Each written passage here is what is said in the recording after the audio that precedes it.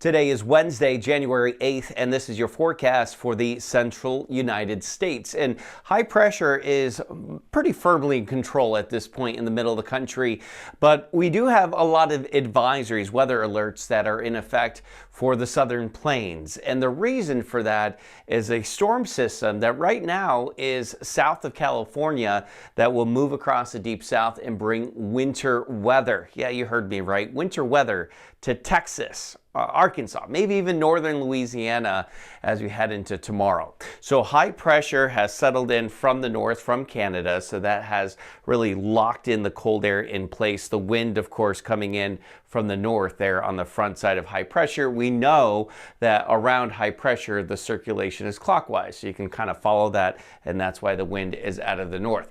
Meanwhile, the area of low pressure that will eventually move across the south is coming out of the southwest right now. Very windy conditions, destructive winds in Southern California today, and a very dangerous fire danger with fast-moving wildfires. So we got a lot of weather going on, but as this low pressure system moves east, it's this area here from Texas to Oklahoma, Arkansas, that will see that winter weather. And then that might actually stretch east here toward the Tennessee River Valley as we head into Friday and Saturday.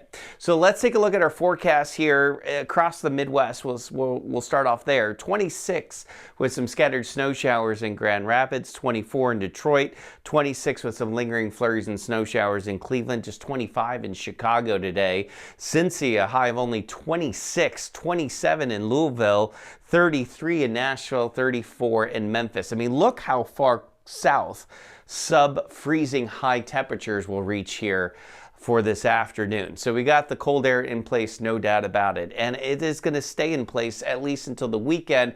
Detroit, we may finally see temperatures near or above freezing by Monday, but that's probably only going to be a one-day thing, and then we're back into the cold air for the middle of next week. Same deal for Chicago, staying below freezing. In fact, some of our models suggesting that we never even quite get to freezing before we see those temperatures dip again for the middle of next week. In the southeast, it is awfully chilly, a high of just 45 in Wilmington, 53 for a high in Savannah, 40 for a high in Atlanta, Georgia. Even all the way down to New Orleans, it's only 48 for a high this afternoon, 43 in Dallas today. That's with some sunshine. You can throw some clouds overhead and you're setting the stage for some winter weather coming your way tomorrow. So high temperatures are going to stay real cold through at least the weekend in the southeast, and maybe a little increase in those temperatures early next week, but this cold weather pattern is probably going to persist for quite some time.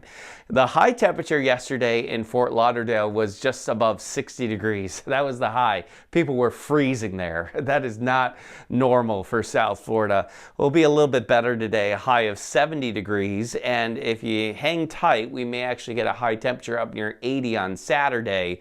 But it looks like overall a cooler than normal pattern for much of the eastern two-thirds of the United States. All right, that's your Wednesday morning weather update. Stay tuned for updates on that southern storm here over the next couple of days. And remember that as long as you want there to be, there will always be a 100% chance of good things.